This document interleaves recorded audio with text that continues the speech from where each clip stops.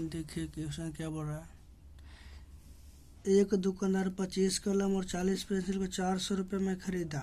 कलम को 10% लाभ पर तथा पेंसिल को 22% लाभ पर बेच देता है। यदि उसे पूरे सौदे में 50 रुपया का लाभ होता है तो प्रत्येक कलम का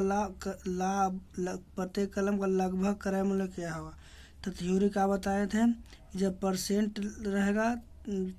रहेगा तो बीच में क्या होना चाहिए, औसत परसेंट। क्रय मूल्य तो औसत क्रय मूल्य। यहाँ तो परसेंट में भी परसेंट, लेकिन यहाँ क्या दिया रुपया में, तो इसको रुपया को परसेंट में चेंज करेंगे ना।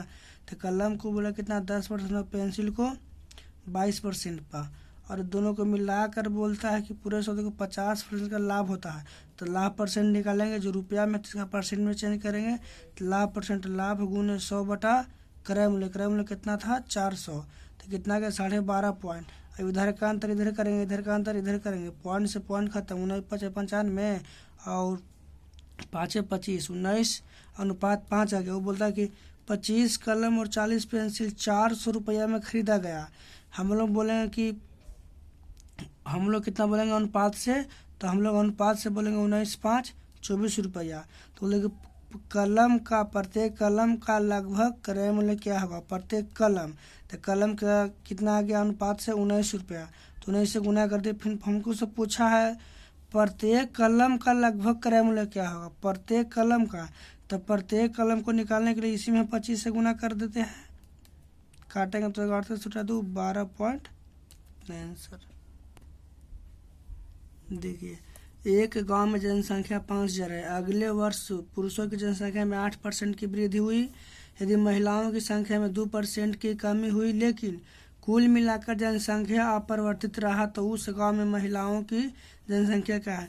जब 2 डाटा दिया हुआ है और तीसरा डाटा नहीं रहेगा, अपरिवर्तित रहेगा, तो हम क्या से शुरू करेंगे, 0 से। जिससे चाल ही रहता, 2 को चाल दे ले, तीसरा चाल नहीं दिया है, तो हम 0 से शुरुआत करते हैं। समय नहीं रहता कि समय अपरिवर्तित रहता, तो हम 0 से शुरू करते हैं। मतलब ब्याज अपरिवर्तित रहता, ब्याज को 0 से शुरू करते हैं। तो जनसंख्या अपरिवर्तित है, जनसंख्या अपरिवर्तित हम क्या करेंगे, 0 से शुरू करेंगे। तो देखिए, पुरुषों की संख्या कितना दिया 8% और महिलाओं की संख्या दिया 2% कमी। तो कमी कभी होता, मतलब कि कोई पुरुष बोल रहा है कि माइनस में 2 औरत है, चाहे 4 गो माइनस में कहीं बोलता है, इसने गलती कि 1 2 3 बोलते हैं, तो -2 हो गया। फिर देखिए, जनसंख्या अपरिवर्तित कहने का मतलब हम कहाँ से शुरू करेंगे, 0 से। कुछ भी तो चाल देगा, ब्याज देगा, समय देगा, जनसंख्या देगा, तो हम लोग क्या करेंगे, अपरिवर्तित में 0 से शुरू करेंगे। तो इधर का अंतर इधर का अंतर काटेंगे, 4:1 है। और अब बोला कि टोटल गाँव की जनसंख्या कितना है 5, हम लोग अनुपात से कितना आ गया 5 है। पूछा है महिलाओं की जनसंख्या कितना से गुना करेंगे, 4 से। कितना से गुना करेंगे, 4 से। तो यहाँ 2 4 2 8 यहाँ न होगा, हो 4:1।